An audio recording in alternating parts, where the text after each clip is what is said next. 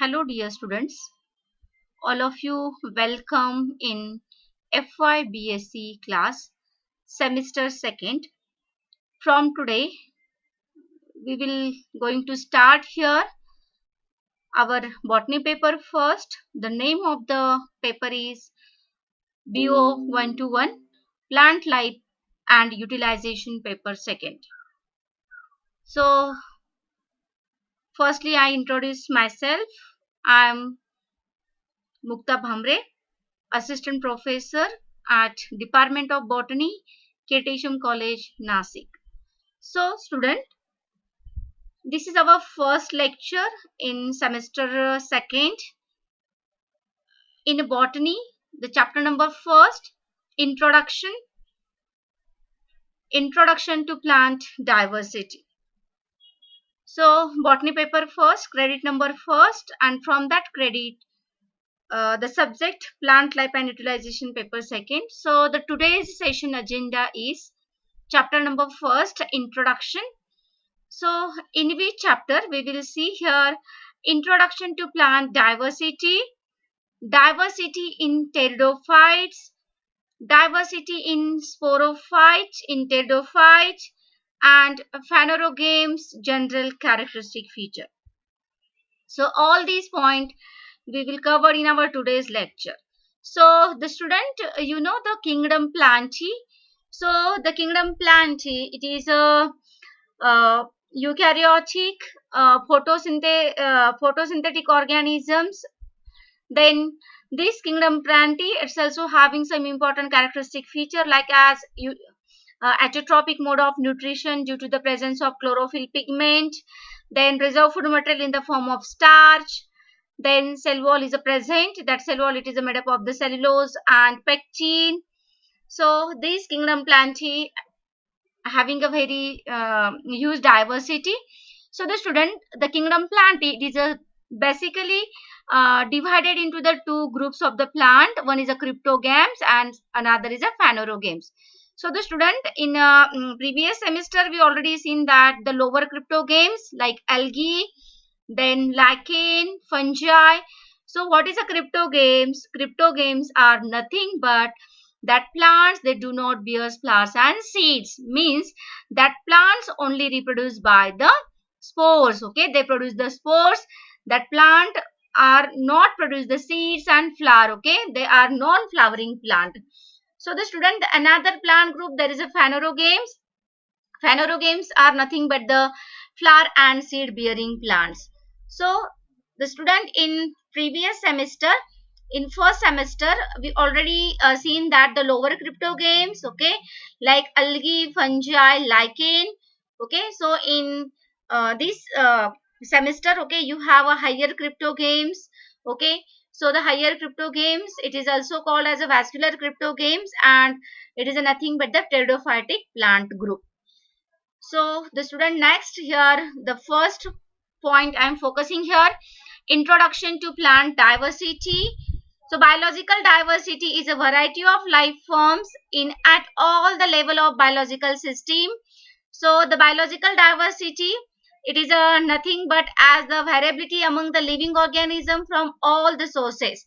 That means there is a variation of the life at all the level of biological organization.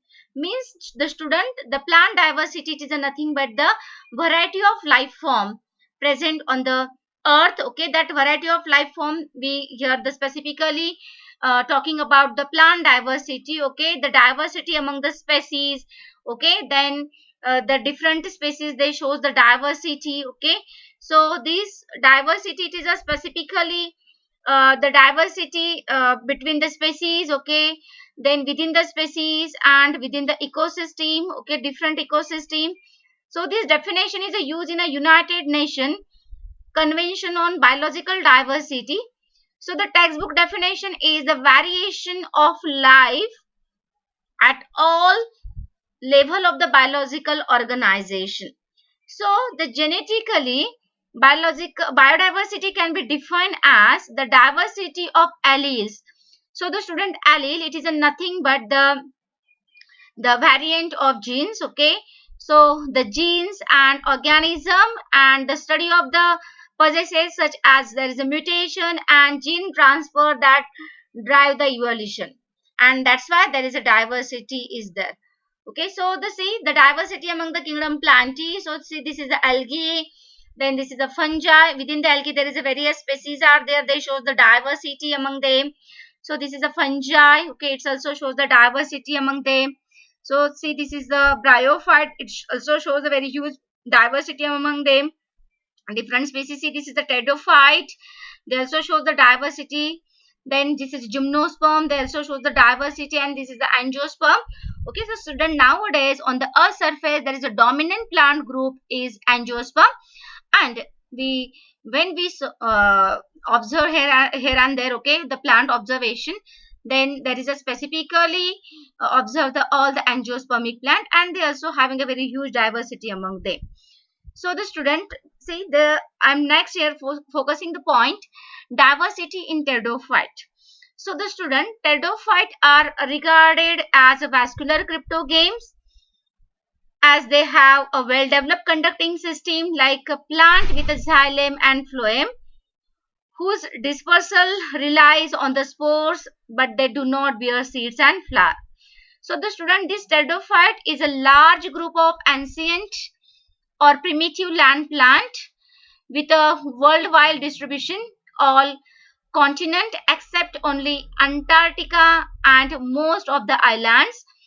The plant shows the diversity in their morphological and anatomical character, but have uniform life cycle pattern. So here see, this is the Marsilia. Okay, see, this is the specifically found in a marshy places. Okay, see, this is the fern, then this is the hostel fern like equisetum, and see, this is the Psilotum. So the student, the pteridophyte regarding to vascular cryptogames, and it's also having a well developed conducting system, vascular system. Vascular tissues are present. The name of the vascular tissues are xylem and phloem. So the student, this plant specifically reproduce by the spores only.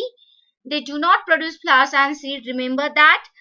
So the student, this pteridophyte, it is also called as a vascular cryptogames. MCQ is asked. Or it is also called as a primitive group of the land vascular plant. Means it is a first land vascular plants. They are represented about the 400 living and fossil genera and about 10,500 to 12,000 different species. They have a long geological history and often about 400 million years ago during the Silurian period. During the Silurian period of that Paleozoic era, then it is a form dominant vegetation on the earth in a Devonian period. Then the student, based on the origin and development of the sporangia, the pteridophytes are grouped into the two types. So the student, this plant, they only produce the spores, and these spores are produced within the specialized structure. That specialized structure is called the sporangia. So according to the development of sporangia, the pteridophytes are classified into the two types. One is a eusporangiate type, and second it is a leptosporangiate type. So the firstly I am focusing here eusporangiate type. Sporangia develop from a group of cells. This sporangium is very large in size, massive, and it's having a several layer cell thickening are there, and spore content is very high. And this eusporangial type of development, it is considered as a primitive type of sporangium development. So the student, second type I am focusing here, leptosporangiate type. The sporangia develop from a single superficial sporangial initial.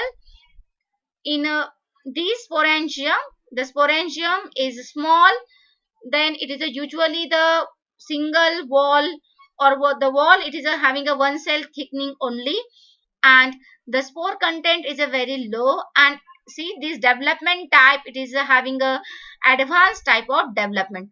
So the student, this is the specifically the pteridophytes are grouped into these two types according to the origin and development of the sporangia. So the next student I am focusing here, the sporophyte diversity in a pteridophyte. So the student, the plant body of the pteridophytes are sporophytic, and it is a very dominant and diploid phase in the life cycle. So the sporophytic plant body, it consisting of root, stem and leaves, and internally it shows the vascular elements, means it's having a vascular tissues like xylem and phloem. So all the pteridophytes are annual and herbaceous. Example, Azolla is there. It is aquatic pteridophyte. So the student Azolla, it is found on a water surface. Then Selaginella, but a few are perennial, woody, tree fern like as Alsophila is there, Angiopteris is there, and Cyathea. These are the woody tree ferns. So they are basically terrestrial plant, and they grows in a moist, shady and cool places.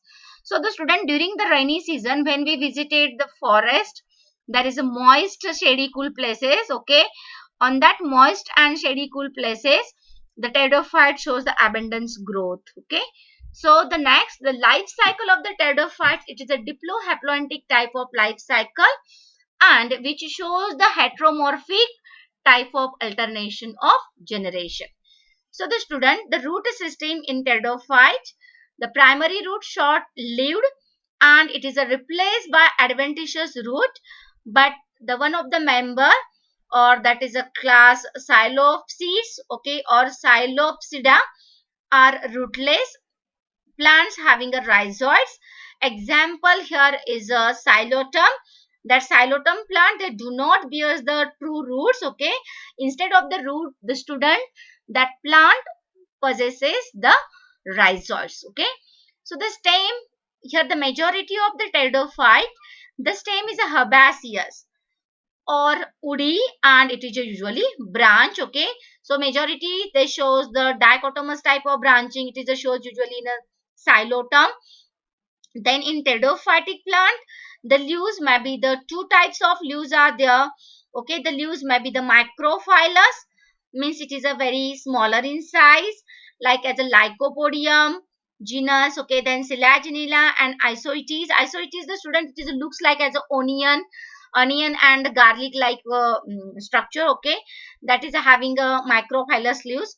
Or the megaphylus. Okay, the megaphylus, the leaf size is very large, and it is a compound leaves. Usually the all ferns, they consisting the megaphylus leaves.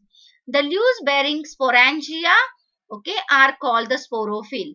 So the student, remember that what is a sporophyll?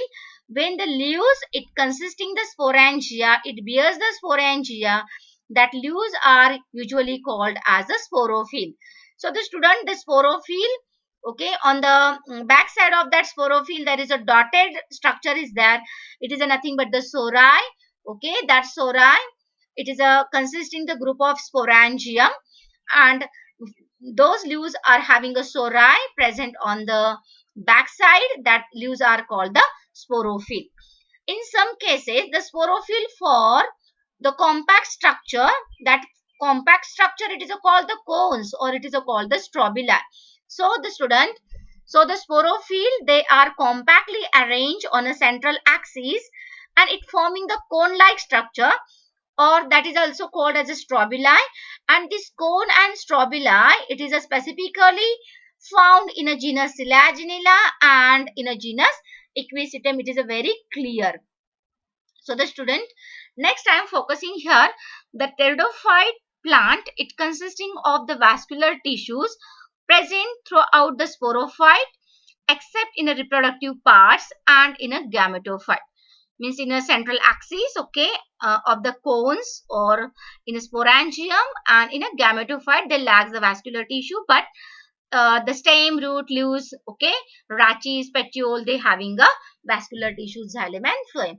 So the student, remember that xylem consisting of tracheids, okay, vessel and the fiber absent. Xylem fiber and xylem vessels are absent in a pteridophyte. So you remember, this is an important MCQ.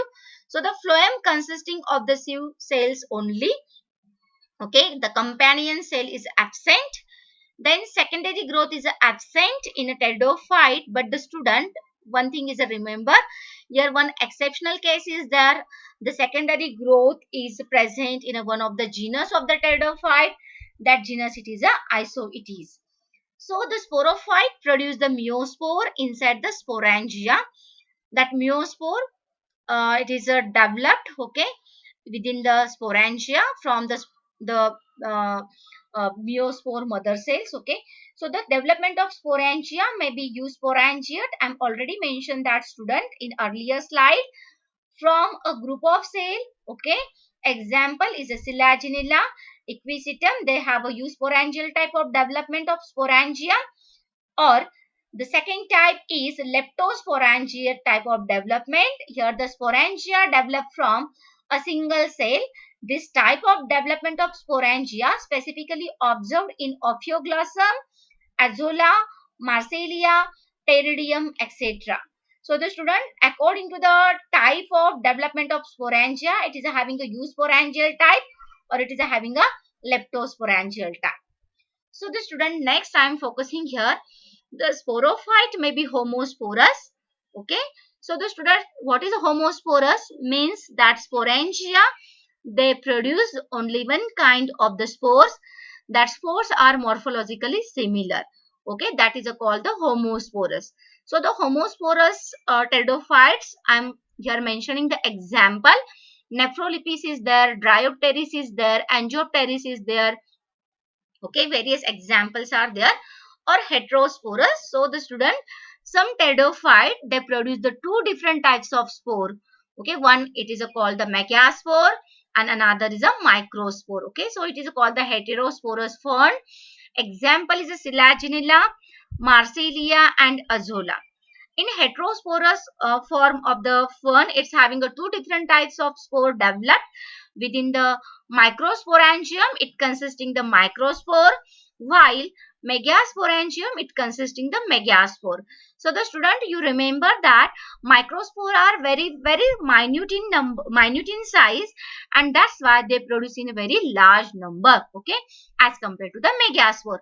Megaspore usually having a 4 in number, okay, and they are having a larger in size as compared to the microspore, okay. So microsporangium, they bear the microspore and they having a very high number, and megasporangium, they produce the megaspore, and these megaspore usually 4 in number, and it's having a more size as compared to the larger size as compared to the microspore. Remember that the spore germinate into an inconspicuous, free-living, photosynthetic thalloid gametophyte is produced. That gametophyte, it is called the prothallus. So the student, remember that what is a prothallus? After spore get germinate, okay, from that sporangium, okay, after the maturation of the spore get liberate from the sporangium and it placed on the suitable substratum. It undergoes the germination and there is a formation of free living, okay, green color photosynthetic thalloid or flatten or ribbon like structure, okay. It is called the gametophyte. That thalloid photosynthetic free living, that conspicuous structure, it is called the prothallus, okay. It is also, remember that what is the term prothallus, okay. It is asked for MCQ. So the gametophyte develop the sex organ like antheridia. So the student, antheridia, it is a nothing but the male sex organ, while archegonia, it is a nothing but the female sex organ, okay. So the student, if microspore undergo germination, okay, they produce the antheridia, okay. From that microspore germination, then there is a male prothallus is produced and it develop the antheridia, while the megaspore is a germinate, okay, and when the prothallus is produced, it is called the female prothalli and it also consisting the archegonia only. But the student, when we talking about the homospore, okay, when the homospore is germinate, then on that same prothalli, they bear the both the sex organ antheridia as well as archegonia on the same prothalli, okay. Means it is a homoecious, okay, and it is a dioecious.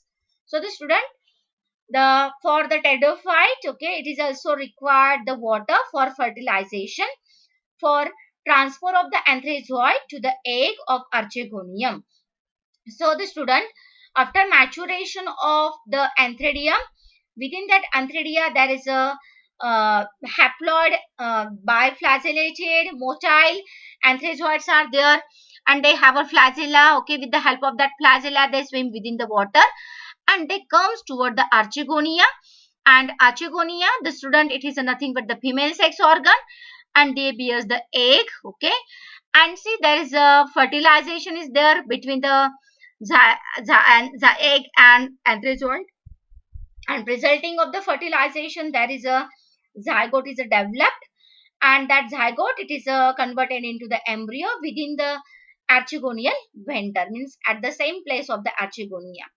So the students see, I am focusing here the some photographs are there. These photographs like as a diversity in a pteridophyte, okay, sporophyte. See, this is the Paris plant is there. This is the Cyathea is there. Okay, see, this is the Osmunda. Okay, this is the Osmunda. This is the Pteridium is there. Okay, then this is the Prigmera. Okay, there is very huge diversity we see in pteridophyte. So the student, the next point I am focusing here the phanerogames. So the what is a phanerogames? So the student, the phanerogames means that plant they produce the flowers and seeds. Okay, so the plants phanerogames plants well adapted to the land habit, means the student this plant having a well developed, well adapted. Okay, and they are usually the herbs, herbaceous plant, herbs, shrubs, or they mostly the trees. Okay, so the student these plants having a seed bearing vascular plants. Okay, so it is also called as a spermatophyte. You remember that spermatophyte. Phanerogames are also called as what? Spermatophyte means seed bearing plants. Okay, but it consisting vascular bundle, xylem and phloem. So the student, the seeds are naked. Okay, when we talking about the gymnosperm, the seeds are naked, while in angiosperm the seeds are enclosed within the fruit, means seeds are present inside the fruit. So plant body is a sporophyte, produce the spores in a specialized organ. That spores consisting organ called the microsporangia and megasporangia. So the student, in a phanerogames, gametophytes are very small, very reduced structure, and it completes their life cycle on a sporophyte. Then it is a dependent on sporophytic plant. So these phanerogames are also heterosporous, means they usually produce the two different types of spore. The male spore are called the pollen grains or microspore, while female spores are called the megaspore, or it is also called as a ovule. Okay, so the sexual reproduction is a siphonogameous, means your after the pollen grain germination. Okay, inside the pollen tube it is nothing but the siphon. Okay, so inside the pollen tube there is a male gametes are developed, and these male gametes are transferred to the style. Okay, and it is a uh, goes to the inside the style and reaches toward the embryo sac. So this type of reproduction is called the siphonogamous, means it is a takes place through the tube. Okay, zygote after fertilization. Okay, so the one male gamete fuses with the egg cell. Okay, and it is a formation of zygote, diploid zygote.